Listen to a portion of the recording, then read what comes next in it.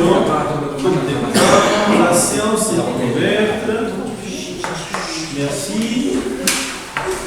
Donc, ouverture de la séance. Donc, désignation de la secrétaire de séance. Donc, je vous propose suspense au hasard Lucie de la Toulouse. Il n'y a pas de motion. Donc, on va commencer l'appel. Merci. Angèle Bourreau. Présent. Antoine Rousseau. Présent.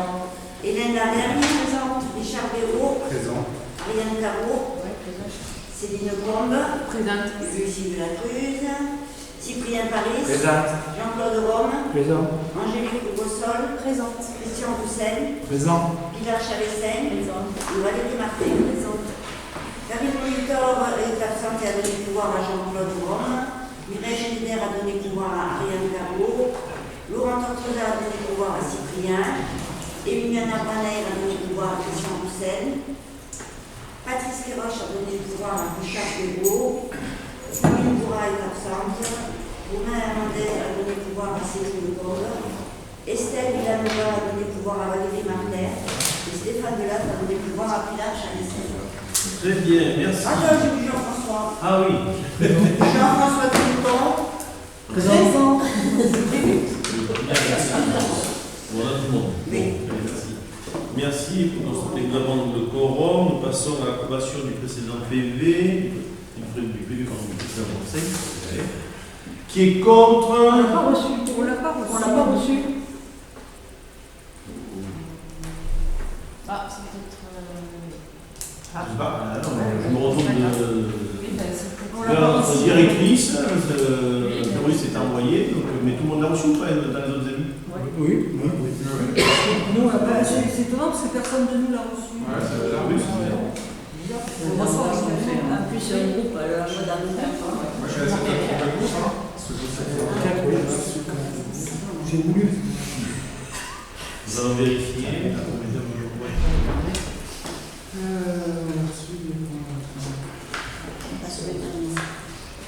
y a des personnes en congé, c'est possible. Alors, qui c'est que. C'est Christian qui était là. Oui, mais la liste, c'est déjà. Eh bien oui, c'est ça. Je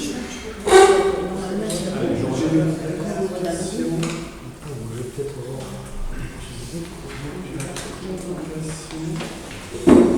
Oui, c'est Une petite seconde, je vais vérifier, mais.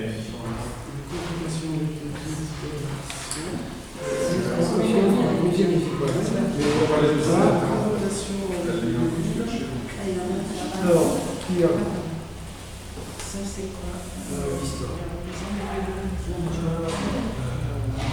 Non, pas la liste. Si, je la vois. Je la vois pas. Je la vois pas, la liste.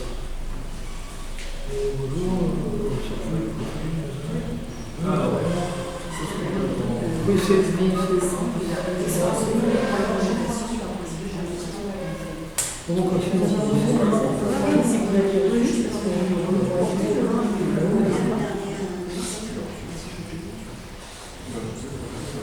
bon, si vous ne l'avez pas eu, bon, du coup, on reporte le vote. Non, mais si, si tout le monde n'a pas reçu, On est trois, t'as pas peur. oui, si vous n'avez pas reçu, c'est comme on a plus trompé. Bon, ok. On le votera la prochaine fois, mais on vérifie quand même. On vérifie. On vérifie quand même pour être sûr que voilà, qu'il n'y a pas eu de problème. Non, c'est Jean-Pierre. C'est celui de Jean. Moi, je l'ai reçu le 23 décembre. C'était la convocation, le 23 décembre, c'était la convocation pour le 8 janvier. Ah, c'est celui de janvier, pardon. Voilà. Et donc le 8 janvier, le mail d'après, c'était le 14 février pour la. On remporte le vote, si on n'a pas reçu. Il n'y a pas de souci. Bon, c'est une des questions qu'on va vérifier pourquoi. Il y a ce petit impair. Merci. Bon, alors du coup, du fait de tout ça, nous allons attaquer les délibérations. Donc, délibération numéro 1 2025, donc mandat donné, au CTG 30 pour mise en concurrence d'un contrat d'assurance statutaire. alors ça c'est moi qui le fais. Donc il s'agit de quoi? Il s'agit donc des dispositions à l'article 26 de la loi numéro 84-53 du 26 janvier 84 permet aux collectivités et établissements publics locaux de déléguer à leur centre de gestion la passation d'un contrat d'assurance groupe ouvert couvrant les obligations statutaires de leur agent, maladie ordinaire, longue maladie, etc. Cette démarche permet aux collectivités et établissements publics d'éviter de conduire leur propre consultation d'assurance. Pardon. Non, c'est parce qu'on regardait pourquoi c'était le numéro 1 qu'il y avait eu en janvier, mais en janvier, il n'y avait pas de... C'était le PADD. Oui. Merci. Les propres consultations d'assurance, tout en bénéficiant donc du poids pour la négociation que permet un tel regroupement. Donc, en fait, ce soir, cette délibération est de donner donc, au centre de gestion l'autorisation de pouvoir négocier ce contrat d'assurance, mais les agents, ça va leur être proposé, ils ne sont pas obligés d'y adhérer, puisque la plupart d'entre eux ont déjà des contrats d'assurance. L'idée, c'est qu'effectivement, en regroupant tout ça, peut-être tu as des conditions qui seront meilleures, des meilleurs tarifs pour eux. Et c'est l'objet de cette délibération. De ce soir, y a-t-il des questions? Il n'y a pas de questions, nous passons au vote s'il vous plaît. Donc, qui est contre, qui s'abstient? Adopté à l'unanimité, merci. La délibération suivante, donc c'est moi aussi qui l'a fait. Donc, il s'agit donc de la numéro 2, donc 25, donc approbation de la convention de constitution d'une servitude de passage de liaison électrique au profit de la société RTE. Donc la société RTE, vous avez vu les plans, je ne sais pas si vous voulez que je les projette, sont en train de faire du renforcement ou des modifications, vous savez, de suite à un accident qui a eu sur la commune il y a en 2022, je pense. Donc, on avait demandé à Enedis de faire un certain nombre d'études et de regarder si l'ensemble de nos lignes, des poteaux étaient en bon état. En même temps, la société RTE de transport a regardé la configuration de certaines lignes, se sont aperçus qu'il fallait renforcer en changeant des câbles, etc. Et comme les câbles, de ce que je comprends, il y a des nouvelles normes européenne qui dit qu'il y a une certaine distance, il faut avoir un certain nombre de poteaux. Donc ils nous ont demandé une servitude sur une parcelle, puisqu'ils vont modifier en fait, c'est la fameuse ligne qui passe à proximité ou au-dessus du moulin de Carrière, en bas à côté du Vidou. Donc cette grosse ligne d'haute tension qui existe déjà, ils vont faire des travaux, ils rajoutent des poteaux.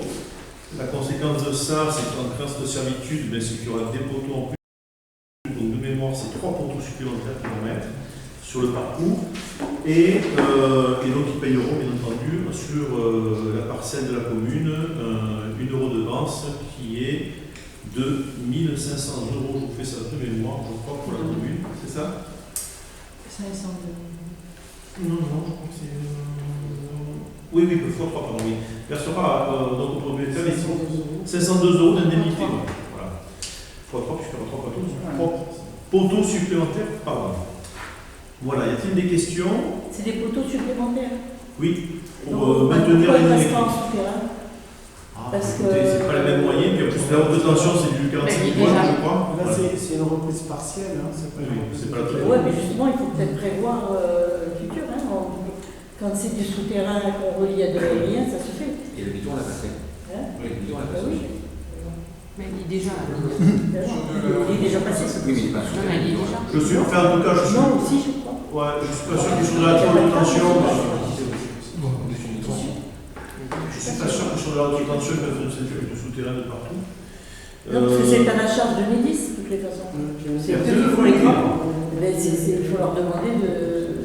Parce qu'il y avait quand même eu tout un travail fait au niveau de Médis quand il y avait eu la neige à un moment donné où il y avait eu beaucoup de sinistres.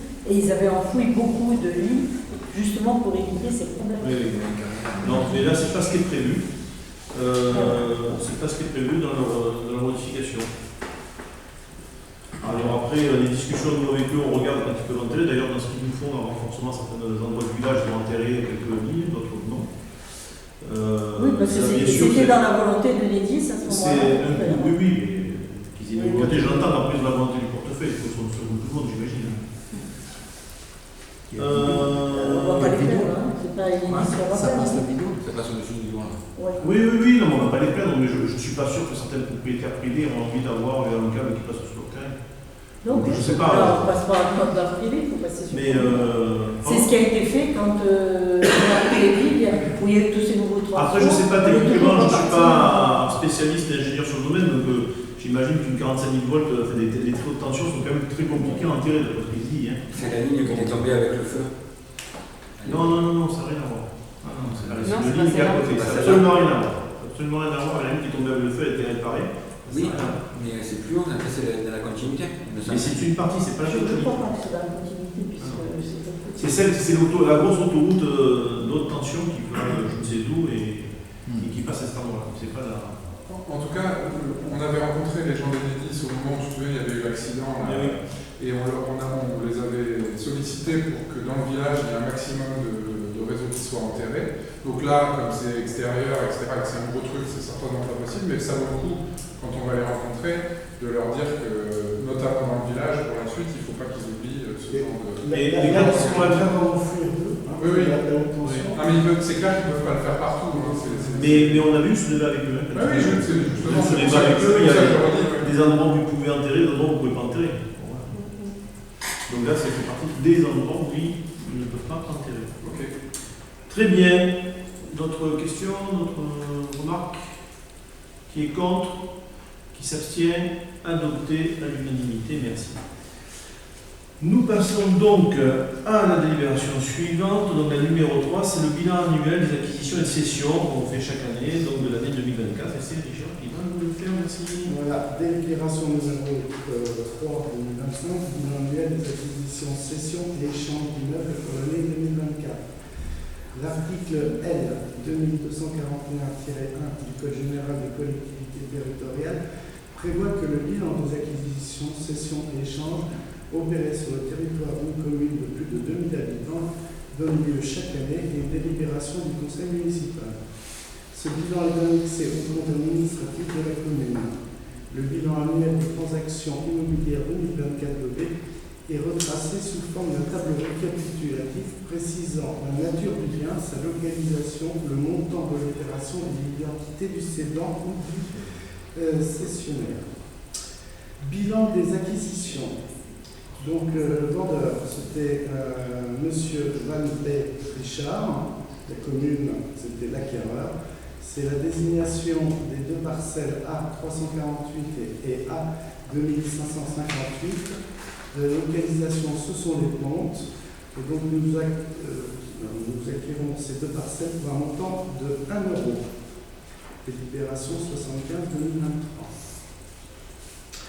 Bilan des cessions. Donc, vendeur la commune, acquéreur SCI Calou, parcelle B 3416, Grand Chemin, pour un montant de 20 640 €, suivant la délibération 35-2024. Vendeur de deuxième session, à M. Ogagne-Rala et M. Bono Joël, une surface de 1780 m² à détacher de la parcelle B 350. Localisation Périgueux. Un montant de 6 185 €. C'est la délibération 23 de 2024.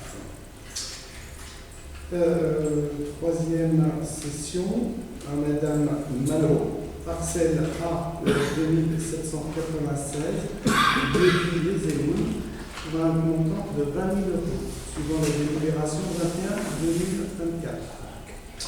Et quatrième session à la CRDV, la parcelle B 3300 et B 3303, lieu-dit Moulin à Vent, pour 1 €. Suivant la délibération 2024. Les échanges, donc il y en a un, c'est la commune qui échange avec InnoConcept. Donc la commune deviendrait propriétaire de la parcelle A 4292 et A 4278. En échange, InnoConcept devient propriétaire de la parcelle A 4297, A 4298, A 4299. C'est situé chemin des Masques. Le montant de cet échange au profit de la commune est de 4 000 € dans la charge du conseil. Suivant la délibération 61-2024. Bon, merci. Donc là, c'est l'information de ce qui s'est passé en 2024. Ils sont déjà propriétaires ou les échanges ont déjà eu lieu. C'est suite au, ça, c'est un récapitulatif des cessions et des achats qui ont eu lieu en 2024. C'est la règle, on vous le fait. Donc, ça passe par une délibération pour cette information, on a bien informé le conseil, donc qui est contre. Tous les actes sont signés de celle-là. Ah, ça c'est vraiment. Ça, Voilà. tout est est passé en 2024. Tout est fait, tout est validé, c'est ce qui s'est passé en 2024, effectivement. C'est d'ailleurs une règle. Qui est contre, qui s'abstient. Attention, mais on n'a pas voté parce qu'on prend simplement acte du On prend simplement acte de ça, oui, effectivement, c'est bon. Voilà, vous avez pris acte. Abstention de toute façon. C'est combien du début là? C'est une délibération. Oui, c'est une délibération. C'est bien, donc il faut la voter. Voilà. Donc, voilà. Il y a une abstention. Donc il y a 4 abstentions. C'est une délibération. 4 abstentions. Voilà. Très bien, merci. Adopté donc à la majorité. Donc la délibération suivante, donc la numéro 4, donc l'autorisation au maire de signer une promesse unilatérale de vente de cession des parcelles A 1197 et 1196 et A 1123. Vas-y. 1237.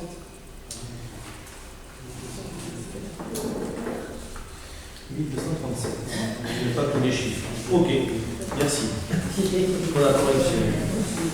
Très bien. Donc du coup, c'est Richard, donc là vous avez le plan, je vous l'ai mis sur l'écran. Quelles sont les parcelles que vous avez déjà reçues? C'est sur les parcelles qui sont en rouge.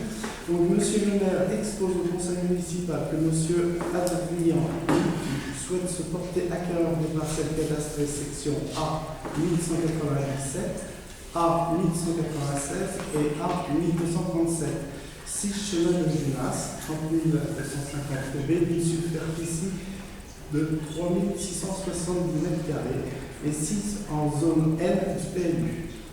Les négociations ont permis d'aboutir à la proposition suivante. Les parcelles seront cédées au prix de 5 € le mètre carré, soit un montant total de 18 350 €. Le pôle d'évaluation domaniale de la direction départementale des finances publiques du Gard a été saisi pour avis le 23 janvier 2025.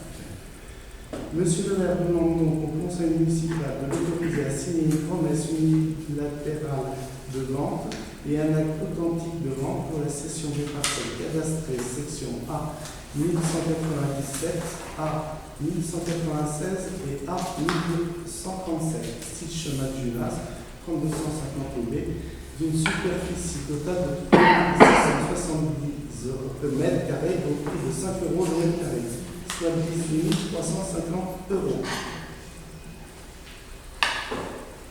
Très bien, y a-t-il des questions? Pas de questions. Nous passons au vote. Qui est contre? 4 contre. Qui s'abstient? Adopté à la majorité. Merci. Nous passons donc à la délibération suivante et la dernière, la numéro 5225, autorisation au maire de signer une promesse unilatérale de vente, cession de la parcelle B484. Donc, monsieur le maire expose au conseil municipal que monsieur Eric Sergi souhaite se porter acquéreur de la parcelle cadastrée B numéro 484, 6 Grand Chemin, 3250 b, d'une superficie de 2378 m² et 6 en zone A du PLU. Les négociations ont permis d'aboutir à la proposition suivante. La parcelle sera cédée au prix de 5 € le mètre carré, soit 11 890 €. Le pôle d'évaluation des manières de la direction départementale des finances publiques du Gard a été saisi pour avis le 23 janvier 2025. Monsieur le maire demande donc au conseil municipal de l'autoriser à signer une promesse unilatérale de vente et un accord authentique de vente pour la cession de la parcelle cadastrée B numéro 484, 6 Grand Chemin, 30 250 b, d'une superficie de 2378 m² au prix de 5 € le mètre carré, soit un total de 11 890 €. Voilà, il s'agit de la parcelle que vous avez à l'écran. Y a-t-il des questions? Pas de questions. Passons au vote. Qui est contre? 4 contre. Qui s'abstient? Adopté à la majorité. Merci.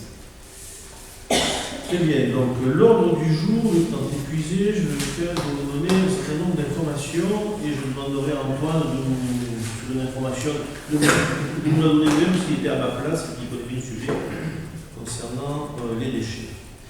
Donc, décision du maire. Donc, décision numéro 1. Là, c'est pour du coup, on commence l'année. Il a été décidé donc, de signer une convention d'assistance juridique avec la SELARL Ortus Avocat, représentée par Maître Merlin Guillaume, pour une mission d'assistance et de conseil juridique et de rédaction d'actes pour toute question juridique relative aux activités et missions liées à l'exercice des compétences et des activités municipales de la commune d'Aubé. Que la convention est fixée pour une durée d'1 an à compter du 8 janvier 2025 et n'est pas reconductible de manière tacite. Donc chaque année, on l'avait fait déjà l'année dernière et on le fera chaque année en ce qui concerne notre avocat.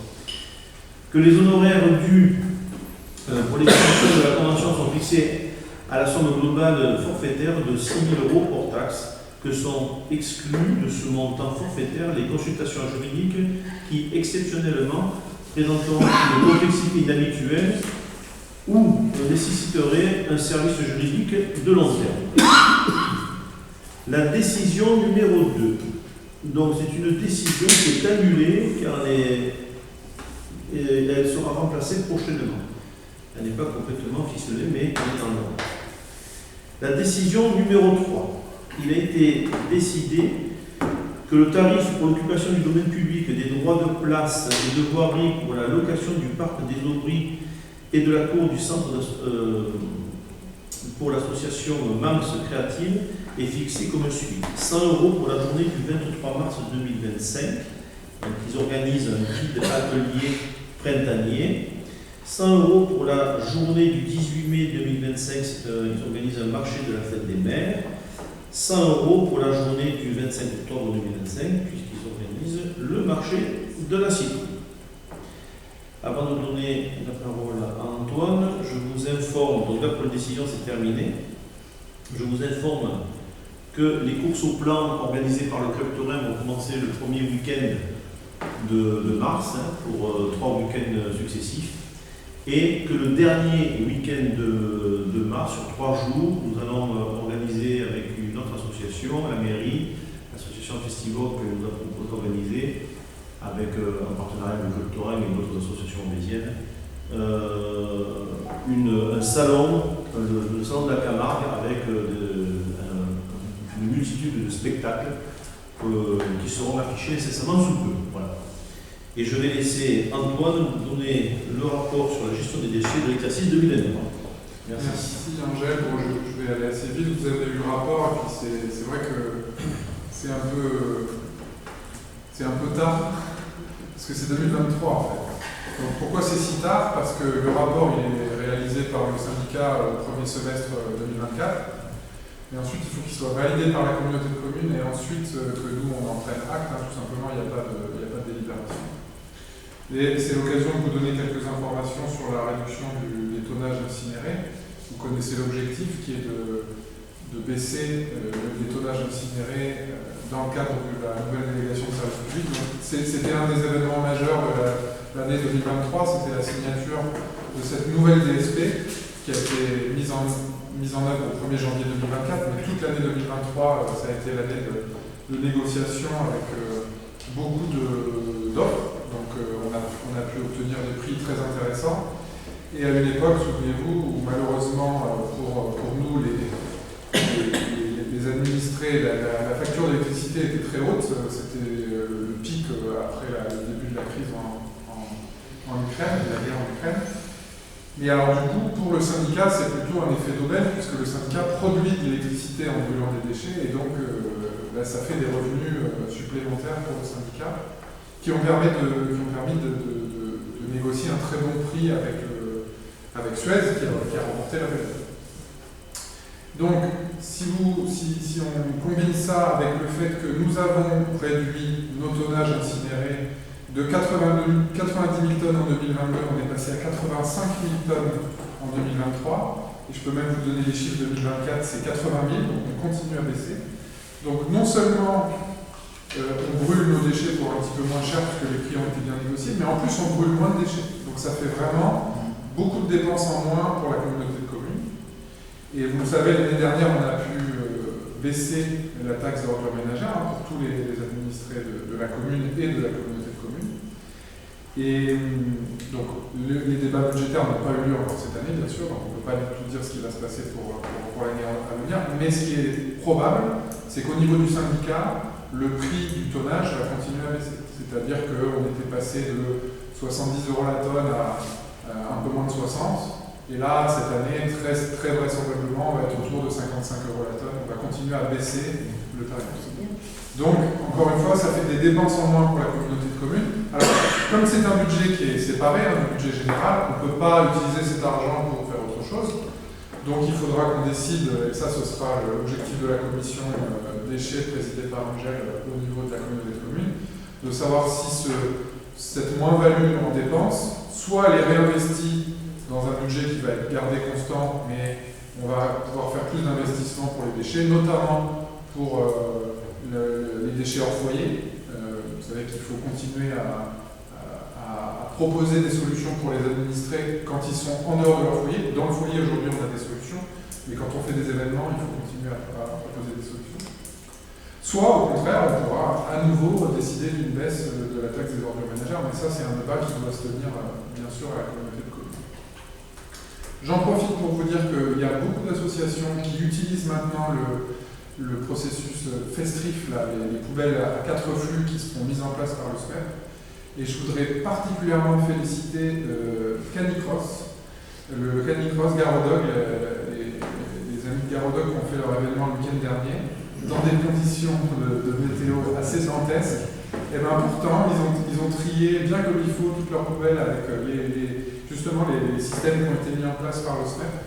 Et à la fin, la garrigue était plus propre à l'arrivée qu'au départ, donc on peut les féliciter pour ça. Voilà ce que j'avais à vous dire pour le SMEP pour l'année 2023-2024. Est-ce que vous avez des questions? Non? C'est bon. Très bien. Merci. Donc, voilà, on peut clôturer donc, ce conseil municipal. Merci, à bientôt.